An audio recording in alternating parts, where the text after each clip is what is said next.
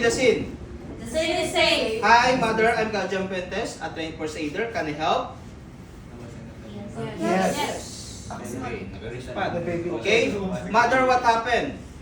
Nadunan or na-choke si baby. Then, identify the signs of choking. I identify the baby is unable to cry and cough, possible cyanosis or bluish discoloration, no air exchange, high-pitched nose, and unable to move up. Pag-alsa ko, galagbong. Okay. Then, activate medical assistance and report back to me as I perform 5 back blows and 5 chest thrusts. This is choking. Okay. So ano atong kita? Signs of choking, not signs of nga ma-start kita sa CPR. Okay? No need to check the CAB kung choking.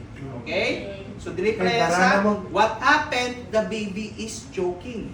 So, why na airway? Okay? Let's look for signs of choking na tayo. Tama?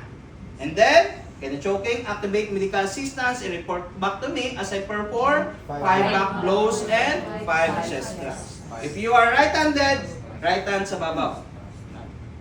If you are left-handed, ang position mo, left hand naman sa babaw. For comfortability sa inyong position naman. Okay? So, kay right-handed ko, so, butang ko din ang kamot ko, dire. Support the back and head and position ko dahil si baby. Right foot, man akong gamiton. Kay right hand man akong nga gamit. Then, 1, 2, 3, 4, 5. Change. 1, 2, 3, 4, 5. Obstruction can be seen but cannot be reached. Position. 1, 2, 3, 4, 5. 1, 2, 3, 4, 5. Obstruction can be seen but cannot be reached. 1, 2, 3, 4, 5. 1, 2, 3, 4, 5. Obstruction can be seen but cannot be reached. Number 3 na ni. 1, 2, 3, 4, 5. 1, 2, 3, 4, 5. Obstruction can be seen but cannot be reached. 4. 1, 2, 3, 4, 5. 1, 2, 3, 4, 5. Obstruction can be seen and can be reached. What will you do? Utod. Eh, ginang ako niya obstruction is cannot be reached. Makitaan ko pero hindi ko maabot. Now is can be reached. Pwede ko naabot. What do I should do?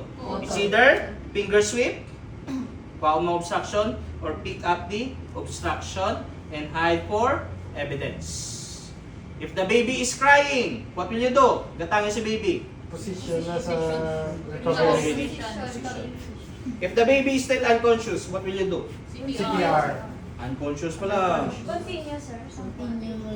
Unconscious lang, but obstruction AR. is. Obstruction is. Nakuha ko ng obstruction. Oh, Pero si baby, lipong, unconscious man Japon. AR, sir. Ang stages ng unconscious. Right? Pain. Perform AR.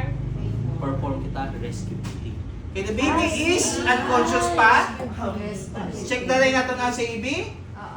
1, 1,002, 1,003, 1,004, 1,005, 1,006, 1,007, 1,008, 1,009, 1,010. May pulse na si baby. What should I do? Apply kita rescue breathing. So, basta may problem, hindi sa kaginawa. So, makatag ulas 2 blows. Why? Tina-check ko if Gasulod ng air. if air bounce back, meaning Wala. Barado. barado. Oh. So, ano bro ko? I-blow mo. Reposition ko ang head para makasulod. Pero, pag sulod sing hangin, nagsulod. Okay na. Meaning, okay yan nga, Airway. airway. So, ano bro ko? Naripong lang siya, sir. Position the baby to recovery position. Give to the mother and advise the mother to bring the baby to the nearest hospital for further complication and management. Why? Wait, nakabalo, unconscious si baby. Pero may breathing na sakag. Pulse. Pero wait, nakabalo ko nga man din po mas baby. That's why, padala natin sa nearest hospital para i-check kung ano pa ang further complications because of choking kag ano ang obrahon niya management sa hospital.